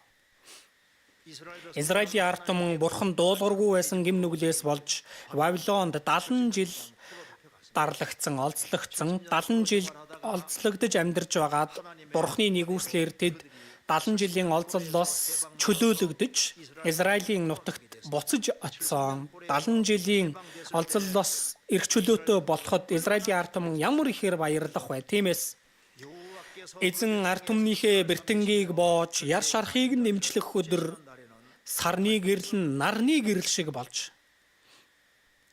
Вавилон гэх улсад сарны гэрлийг харж л байсан. Тэндээс харин чөлөөлөгдөд Израилийн нутагт эргэж ирээд сарны гэрлийг харахад ямар санагдах бол эрх чөлөөтэй болсон байдлаас Израилийн нутагт ирээд сарны гэрлийг харахад сарны гэрэл ямар харагдах вэ? Нарны гэрэл шиг илүү тод харагдана шүү дээ. Тэгээд Вавилонд олзлогдоод амьдарч байх үед ч нарыг харж л байсан. Израилийн нутагт эргэж ирээд нарыг харахад ямар санагдах вэ? Нарны гэрэл 7 дахин илүү хурц санагдана. Бүтэн жил өвчтний орон дээр зовж өвдөж байгаад жилийн дараа бүрэн эдгрээд тэндээс гарч ирээд сарны гэрлийг харахад ямар санагдах вэ? Нарны гэрэл мэт тод санагдна үстэй. Нарны гэрэл ямар санагдах вэ? Илүү тод, илүү хурц, 7 дахин хурц санагдана. Түүнтэй адилхан аврагдаад шин бүтээл болоод аврагдсны дараа сарны туяа ямар харагдах вэ? Үнэхээр хайр татам харагдана шүү дээ. Нарны туяач бас адилхан. За гадуур явж илаа.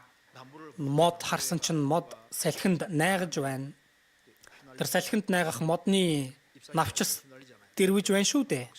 Тэр нь алга ташиж байгаа юм шиг л санагдана. Тосож угтаж авж байгаа юм шиг. За манайх Японоос чөлөөлөгдөхөд ямар ихээр баярлсан бэ? Дэмээс солонгос хүмүүс Японд тэгж 36 жил зовж байгаад эрх чөлөөтэй болоход ураа мандтугай гэхэд ямар сэтгэл сэргсэн бэ? Бид бүхэн тамийн шийтгэлээс чөлөөлөгдөж жинхэнэ амралт бий болж байгаа хүн тэр хүнд гарцаагүй сэргэлт буюу тайвшрал ирдэг. Тиймээс шинтгэлийн угаал гим нүглээ уушлуулахад Тит 3 дээр шинтгэлийн угаал ба ариун сүнсний шинчиллээр аварсан гэсэн үгийн дагуу гим нүглээ угаалгаж ариун сүнс ирснээр тэр хүн шинэ хүн болж байгаа. Энэ үед сүнс сэтгэл нь шинэ хүн болж байгаа учраас сэтгэл дотор баяр хөөр талархал төрдөг бахан, тийм ээ. Тиймээс ийм дуу байдаг. За сайн дуулж чадахгүй байгаа дуучлаарай. За нэг ийм дуу. Надад гол мэд тавныг надад гол мэд тавныг ийм дуу байдаг, тийм ээ. Надад далай мэд хайрыг, надад буулаг мэд баярыг. За ингэнэ гэж мэдсэн бол сайн дуулж сурахгүй яваа, тийм ээ. Аврагдах юм бол ингээл дуулмаар санагдаад байдаг, баярлаж хөөрөөл сайхан, тийм ээ. Библийн Иеремия 31-ээс харцгаая. 31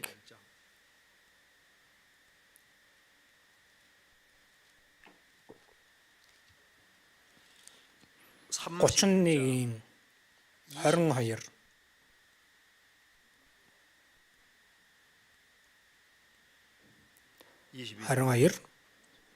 Итгэлгүй охин чи хэр удаан үүгээр түүгээр явах юм бэ? Учир нь эзэн дэлхий дээр нэгэн шин зүйл бүтээв. Эмэгтэй хүн эрэгтэй хүнийг хүрээлнэ.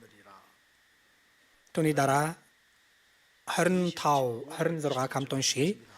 Учир нь би ядарч эцсэн хүмүүсийг хангаж сольдсон хүмүүсийг сэргээдэг гэв. Сэрээд харахад миний нойр надад тааламжтай байлаа. Иеремия Израилийн хувь тавилан харсан чинь үнэхээр их санаа зовсон байна.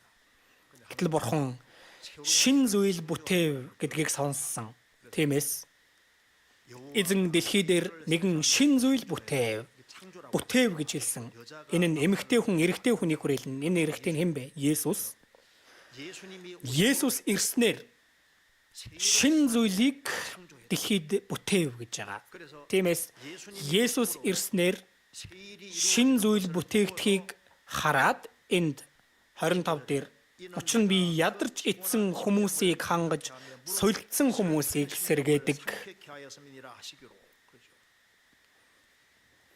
Есүс ирж загалмай дээр үхэж дахин амьснаар авралыг гүйцээж үүнийг шин зүйл гэж хэлж байгаа.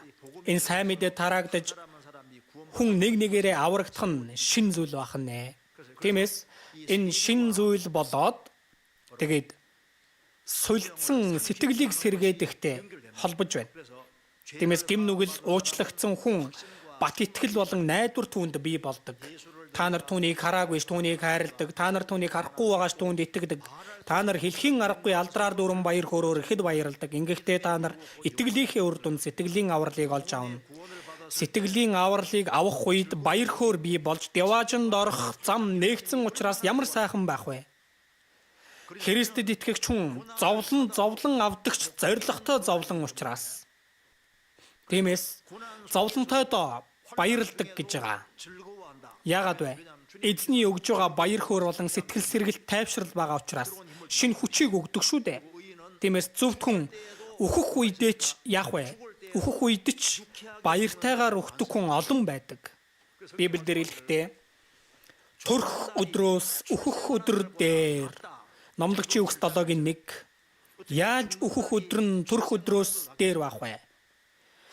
Аврагдсан хүний өөхөх өдөр төрх өдрөөс найр хийдэг. Аврагдсан хүний хувьд өөхөх өдөр нь найр хийх өдөр юм аа үнэндээ. Яагаад? Солонгост амьдарж байгаад тийм ээ. Солонгос Америк руу явхаар боллоо. Илүү гоё газар руу явхаар боллоо. Энд чинь алга таших үйл явдал үсттэй. Бид Деважинд очих юм бол газар дээр байж байгаа Деважин руу очиж ивэл энэ алга таших зүйл.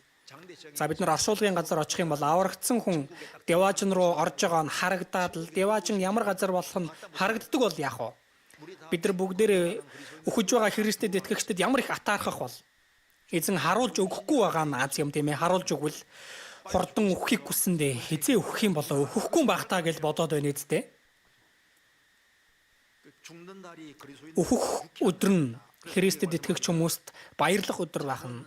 Сургаалт үгс 14:32 дээр буруутан муу үйлийнхээ төлөө хөсөр хаягдан зөвхт нэгэн өгсөн ч юу вэ? Хоригдох газар олно. За хаяа бид нар нэг ийм магтан дуу Бон Хёпер гэх хүний тэр сайн хүч чадлаар гэх дууг хаяа дуулдаг. Энэ Бон Хёпер гэх хүн Германы алдартай теологч, за бас пастор хүн байсан. Энэ хүн Америкт сурахаар 1 жил очоод сурж байсан. Энэ хүн үнэхээр онцгой авьяас чадaltaй хүн байсан учраас Америкаас ч бас энэ хүнийг Америкт үлдээд профессор болооч гэж чин сэтгэлээсээ хүсэж байсан. Гэтэл тэр хүсэлтээс татгалзаад Герман руу буцдаг. Германд очоод Германд Гитлер юудэчүүдийг ямар ч өршөөлгүйгээр алж устгаж байсан тэр цаг үед энэ Гитлерийг зүгээр ингээд хараад байж болох юм уу? Жишээлбэл за солиорцсон байгаа хүн том машин унчихсан жолоог нь бариад хүмүүсийг дайраал алаал яваад байлаа. Тэгвэл тэр жолоог зүгээр хараал байж байх ёстой юу? Аль эсвэл тэр жолоог булаахан зөв үү? За тэгээд жолоог нь булаах нь тэр нь илүү дээр үсттэй гэд Гитлерийн эсрэг талд байж байгаад шоронд ороход турсан. За тэгээд эцэст нь тэр цаазлуулсан байдаг. 1945 онд цаазлуулсан. Тэр үед 1945 оны 4 сарын 8-ны өдөр цаазлуулсан. Хоёр харгалзагч ирээд тэр Бон Хёперт хэлдэг. За таны сүүлчийн мөч ирлээ гэхэд хамт байсан нөхд нь нулимс туслуулаад гашууддаг. За гэтэл энэ Бон Хёпер гэх хүндэт нөхдөө баярлаарай. Өнөөдөр бол миний шинэ өдрийн эхлэл юм аа гэсэн. За би одоо үхлийг даваад гарах юм бол шинэ өдөр, жинхэнэ миний өдөр эхлэх болно. Тиймээс баярлаарай гэсэн. Тэгээд цаазлуулсан. Тэнд байсан харгалзагч болон за Бон Хёперийн үхсэн хүмүүсийн сэтгэл их хөдөлсөн гэж байгаа. Тэр үхээс өмнө амьд байх хугацаанд өөрийнхөө хайрт хүнд бичиж илгээсэн загтал одоо бидний хаяа дуулдаг тэр сайн хүч чадлаар гэх магтан дуу байгаа. За тэр бол Германы сурах бичих хүртэл байдаг гэж байгаа. Тэгэхээр Христэд итгэгч хүн өөхөх үед ч баяртай байдаг. Яагаад? Бид мөнхийн Деважинд орох учраас. Тиймээс гим нүгэлгүй ертөнц, үхэл байхгүй ертөнц, өвчин байхгүй ертөнц, тэр ертөнц рүү бид нар боддороо орно. Тиймээс эзэн ирэх тэр өдөр хамгийн ихээр бид нар баярлах бахна. Малах 4-өөс Малах 4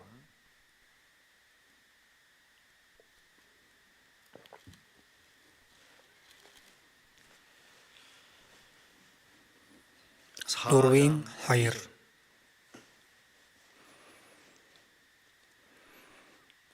Гэвч миний нэрээс эмээгч та нарын төлөө зөв шударгын наран эдгэрлийн жигүүртэй мандан та нар урагш явж хашаанаас гарсан туглууд мэд харайлгах болно. Миний нэрээс эмээгч та нарын төлөө зөв шударгын нар мандан. Есүс дахин ирэх үеийг хэлж байгаа. Есүс дахин ирэх үед эдгэрлийн жигүүртэй мандна. Есүс ирэх тэр өдөр эдгэх туяаг цацраана. Тиймээс эзэн ирэх тэр өдөр бид бүгд авч байсан сэтгэлийн шарах нэг мөчөд бүгд эдгэх нь байна. Тэгээд эзэн ирэх тэр өдөр бидний маш их урсгасан нулимс, тэр нулимсыг бүгдийг арчиж өгөх өдөр шүү дээ. Тэгээд бидний бие ч бас эзэнтэй адил цог жавхлантайгаар өөрчлөгдөнө. Аврагдсан хүмүүс шил зүвхээ болно. Тахир дутуу биеийн ч бас өөрчлөгдөн шүү дээ. Бүгд өөрчлөгдөж хамгийн жаргалтай үе болж сэтгэл амрах, тайвшрах үе ирэх нь байна. Тэр өдөр ирнэ гэж эзэн хэлж байна. Тиймээс хашаанаас гарсан туглууд мэд харайлгах болно. Хашаанд хорж байгаад гаргаж байгаа туглууд баярлал оодгон гүйлтэн үсттэй. За гэтэл тугал байхаас харайлгаж тоглож чаддгүй нэг амтан байгаа юу вэ? Ямар амтан бэ мэдхүү? Заан тэгж харайлгаж чадахгүй. Ягаад дэндүү хүнд учраас тугал байхаас л харайлгаж чадахгүй. Заан харин тугал бол оодгоноо харайлгаал. За диваажн руу ороход ямар сайхан байх вэ? Тиймээс Бурхны үгийг Бурхны үгээр хүлээж авч байгаа хүнд амралт болон тайвшрал, сэтгэл сэргэлт ирдэг байна. Бид итгэлийн амьдралд ч бас биднийг тайвшруулдаг зүйл байгаа. Юу биднийг тайвшруулж сэтгэлийг сэргээдэг вэ? Библи үнэхээр гайхалтай ном биз дээ. Библи бидний сүнсийг цэвэр тунгалаг, тайван болгож сэргээдэг зүйл байна. Тиймээс таны хууль миний баясгалан байгаагүйсэн бол зовлон зүдүр дотроо би мөхөх байлаа. Эзний үг биднийг тайвшруулж, бидэнд эр зоригийг өгч, биднийг сэргээдэг бахна. Тиймээс яагаад давчдаж хэцүү байх болдог вэ? Библиэд ойр байхгүй учраас Библиэд ойр байдаг хүнд Библи итгэгддэг байна. Таны хуулийг хайрлагчид агуу амар амгалан байдаг бөгөөд тэднийг бүдрүүлэх зүйлч байдаггүй. Эзний хуулийг уншаад зогсохгүй Библийг хайрлаж байгаа хүнд агуу амар амгалан байдаг. Тэднийг бүдрүүлэх зүйлч байдаггүй. Энэ дэлхийд дээр бүдрүүлэх зүйл байхгүй бах аргагүй. Бүдрүүлэх зүйл их байх боловч түүнийг саад бэрхшээлээр тооцохгүй гэсэн үг байна. Тэгээд Библиэлд Google гэдэг зүйл гардаг. Энэ Библиэлд Google бол залбирлын суудар. Энэ Google-ийг галд шатаах юм бол энэ Google-ийн үнэр бол үнэхээр таатай байдаг. Тиймээс стрессцэн хүн энэ Google худалдаж аваад энэ Google-ийн үнэрийг үнэртүүлэх сэтгэл сэргэдэг. Энэ залбирал бол бидний сэтгэлийг тайвшруулдаг, сэргээдэг байна. Тиймээс өвдөг сүгдүүд эзэнд шудраг нээлттэйгээр өөрийнхөө сэтгэлийг уудлбал эзэн бидний сүнсийг тайвшруулж сэргээж өгөх нэ.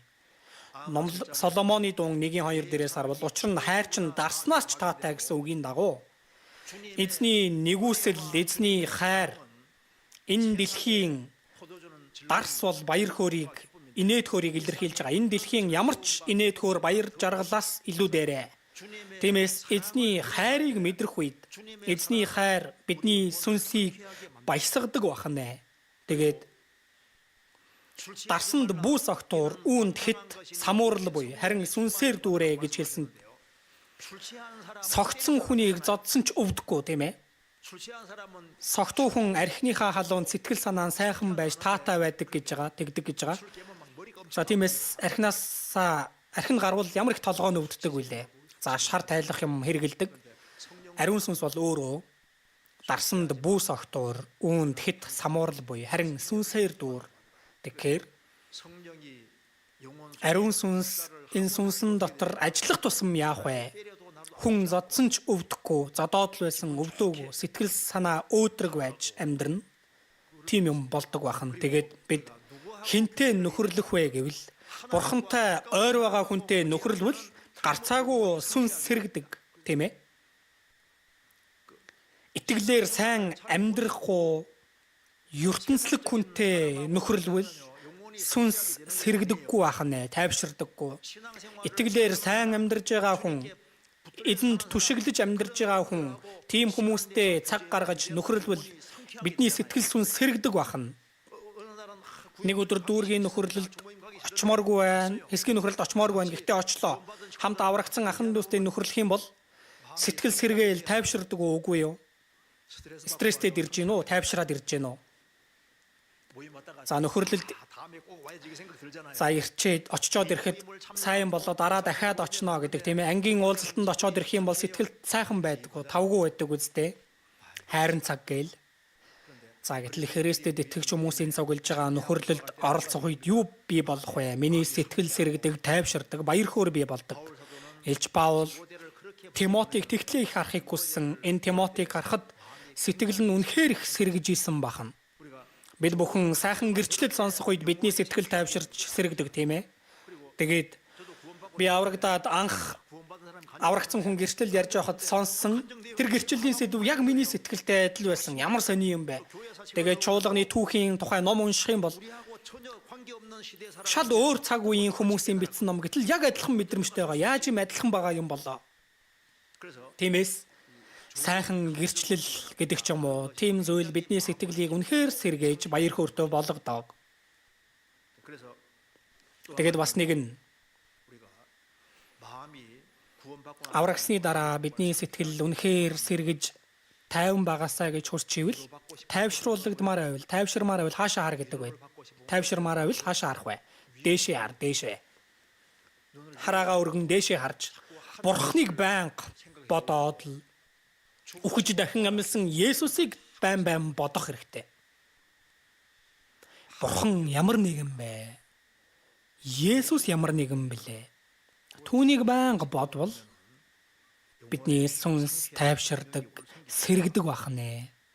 Тиймээс эзэн ямар их энэрэнгүй нэгэн бэлээ? Ямар агуу хүч чадалтай нэгэн бэлээ? Биднийг ямар их хайрладаг вүлээ? Энэ загалмайн тухай бид нэр их сонсдог. Энэ загалмайн тухай бодоод байх юм бол энэ загалмай бид бүхний амьдралд үнэхээр бодит байдал дээр хүч өгдөг. Тийм юм байдаг нэрнгэсээ. Тэгээд Бурхны үгийг байн бодож энэ амлалтын үгийг санах хэрэгтэй ахна. Библийн Иремья Библийн гашуудал номноос харъя. Гашуудал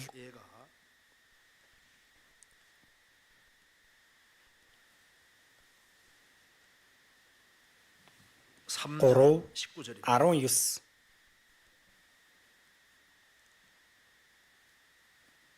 19 зовлон зүдүр болон тэнүүчлээ бодох тусам шарилж ба хор мэт гашуун ахуй сэтгэл минь үүнийг санах тусам алд биедээ агшиж гудайв.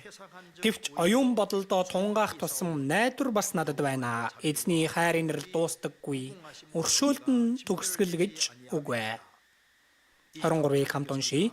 Өглөө бүр энэ нь цоо шин юм. Үнэн ч сэтгэл тань юутай агаавэ. Энд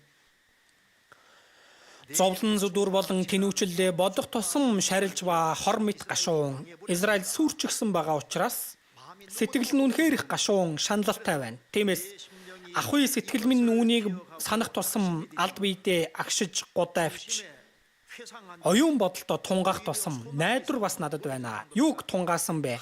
Бурхныг бодож Бурхны амлалтыг бодон тунгаасан учраас дахин сэтгэлдээ хүчийг олж авч байна. Сэргэж тайвширж байна. Өглөө бүр энэ нь цоо шин юм. Үнэн ч сэтгэл тань юутай агаавэ. Тиймээс хэцүү үед амлалтын үгийг байн санаж бодвол энэ нь бидэнд шинчлэл болдог. Бидний сэтгэлийг сэргээж шинчилж өгдөг. Соломоны дуун 1-ээс харъя. Соломоны дуун 1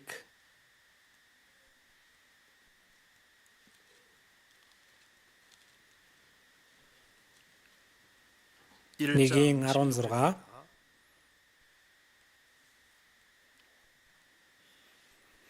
Аяа хайрт минь чи юутай үтсгэлэнтэй арган нүгий дур булаам зөөлөн бойдон маань зүлэг ногоон.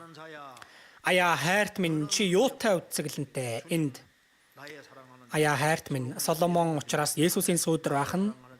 Аяа хайрт минь чи юутай үтсгэлэнтэй гэж байгаа нь царайлаг сайхан дур булаам гэсэн үг, сэтгэл татам гэсэн үг байна. Энэ дэлхийд дээр хамгийн төгс үтсгэлэнтэй дур булаам нэгэн хэн бэ? Есүс. Есүс шиг хамгийн сайхан, байхгүй. Есүс шиг төгс үтсгэлэнт нэгэн нь Есүс шиг сэтгэл татам нэгэн гэж байхгүй. Яагаад? Загалмай дээр цовдлогдсон Есүс, үхэж дахин амьсан Есүс. Энэ хэмжээнд бидний сэтгэлийг булаадаг зүйл, татдаг зүйл байхгүй. Тэгээд чи юутай үтсгэлэнтэй арган нүгий дур булаам гэж байгаа нь ямар үг вэ? Энэ дур булаам гэж байгаа нь баяр баясгалыг авчирдаг, эрч хүчийг сэргээдэг, тайвшруулдаг гэсэн үг байна. Тиймээс аяа хайрт минь чи юутай үтсгэлэнтэй арган нүгий дур булаам. Тиймээс эзэнтэй ойр байдаг хүн эзэн тэр хүний сэтгэлийг сэргээж сэтгэлд нь баяр хөөргийг өгч сэтгэлийг нь аргадаж өгдөг. Үхэж дахин амьсан эзнийг харвал бидний сэтгэл тунгалаг болдог. Чи юутай үтсгэлэнтэй дур булаам. Өнөөдөр амиллын өдөр. Өнөөдөр ч бас эзнийг хар. Би уг нь тэр магтан дуу төгсгөлд нь дуулах гэсэн. Эхлэх үеэр магтан дуучид дуулчихсан. Дахин амьсан эзэн өөр дуулах ёстой л доо. За ямар тач. Дахин амьсан эзнийг харах юм бол сэтгэл тайвширч сэрэгдэг байх нэ. Энэ үгэн дээр гарч байгаа чи юутай үтсгэлэнтэй дур булаам. Тэгэхээр эзнийг байн бодож санах тэр хүний сэтгэл нь цэлмэж гэгээлэг болдог. Өөр бусад хүмүүс бүгд мартсан ч эзэн намайг санаж байгаа, намайг анхаарч байгаа шүү дээ. Намайг хайрладаг. Тэгээд бид эзэнтэй тун удахгүй уулзна. Тиймээс эзнийг царайгаараа харж уулзахад ямар сайхан байх вэ? Тиймээс чи юутай үтсгэлэнтэй дур булаам. Тэгэхээр бид бүхэн амралтыг олж авсан бас энэ дэлхийн хүмүүсийн мэдгүй тайвшрал, сэргэлт бидэнд бий. Энд Исая 28-ийн за нэг зүйлийг харъя. Исая 28 дээрээс харах юм бол энд 28-ийн 12 дээр тэр тэдэнд энд амралт байна. Эцэж туйлдагсдад амралтыг өгөх тун энд тайван байна гэсэн боловч тэд сонсохгүй байсан. Энд эцэж туйлдагсдад амралтыг өгөх тун гэж хэлсэн байна. Энэ дэлхий дээр за бид ч аврагдахаас өмнө эцэж туйлдсан хүн байсан.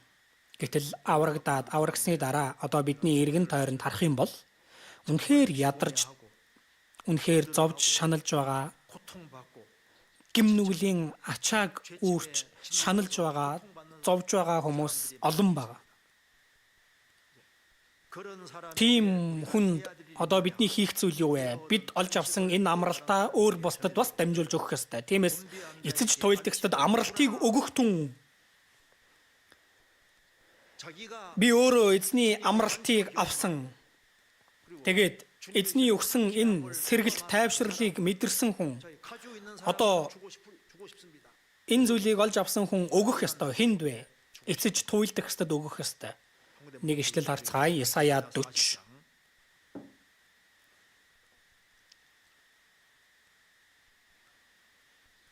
Дөрчийн 29.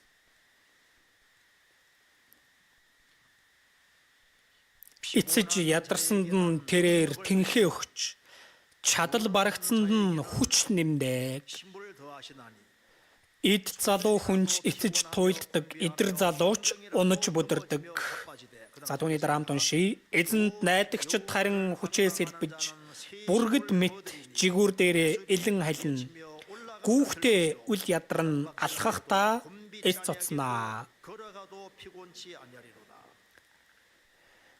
Эзэн эцэж ядарсанд нь тэнхээ өгч, чадал барагдсанд нь хүч нэмдэг нэгэн. Эд залуу хүнч эцэж туйлддаг, эдэр залуурч унаж бүдэрдэг. За тэгвэл эцэж туйлдсан хүнд хүч өгдөг, эцэж ядарсанд нь тэнхээ өгдөг. Авах арга зам нь юу вэ? Харин гэж байгаа. Харин эзэнд найдагчд найдна гэдэг нь харахыг хэлж байгаа. Христэд итгэж Христийг харах байна. Бид бүхэн загалмай руу харахад аврагцантай адилхан аврагсны дараач үхэж дахин амьсан эзнийг харж байгаа хүн. Дээшээ харж байгаа хүн эзэн мэдж байгаа учраас эзэнд найдагчд хүчээ сэлбэж, бүргэд мэт жигүүр дээрээ элен халина.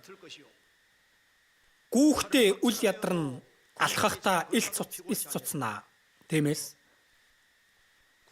аврагдаагүй бүхий л хүмүүс зүтгэж туйлдсан, хүнд ачаа үүрсэн хүмүүс эцэж туйлдагсад байх нэ. Тэдэнд бид авсан энэ амралт, бид бүхэнд байгаа энэ амар тайван, энэ сэтгэл сэргэлт тайвшрлыг бид бусдад бас өгөх ажлыг хийж, тэдэнд жинхэнэ амралт юу болохыг, энэ амьдралын жинхэнэ баяр хөөр юу болохыг бид бүхэн тэдэнд дамжуулах ажлыг давтан хийж байгаад эзний өмнө зогсох ёстой байх нэ. Тиймээс Бурхны сургаалын онцлог бол давтагддаг байх нь сайн байх нэ.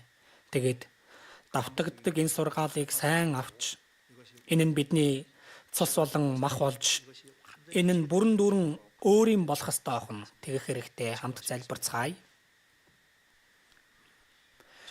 Инэрэнгүй бидний Бурхан Аав минь, бид бүгд эзэн таны үнэт цусаар аврагцаан энэ гайхалтай нэгүсэл хайранд тань талархаж байна. Найдваргүй бид бүхэнд найдварыг өгч, эзний үхэл болон дахин амьлалаар бидэнд жинхэнэ амралт болон амар тайвныг өгч, бид бүгдэд тайвшрал сэргэлтийг өгсөнд үнэхээр их баярлалаа. Одоо хүртэл энэ үнэтэй сайн мэдээг мэдгүй байгаа сүрэл рүү яваа тэр хүмүүст энэ ерөөлт мэдээг бид бүхэн гэрчилж байгаад эзэнтэй уулзахад туслаарай. Дэлхийн сайн мэдээнд Бурхантай хамт байж хамгаалж өгч, эзэн та өөрийн хүч чадлаа илчлэн харуулаарай. Мөн удахгүй бол хаврын семинартаач та хамт байж өгөөд, аврагдсан бүхий л ахын дүүсийн зүрх сэтгэлийг та нэгтгэж өгөөд өөрийнхөө ажлыг явуулаарай. Бидний эзэн Есүс Христийн нэрээр залбирлаа. Амен.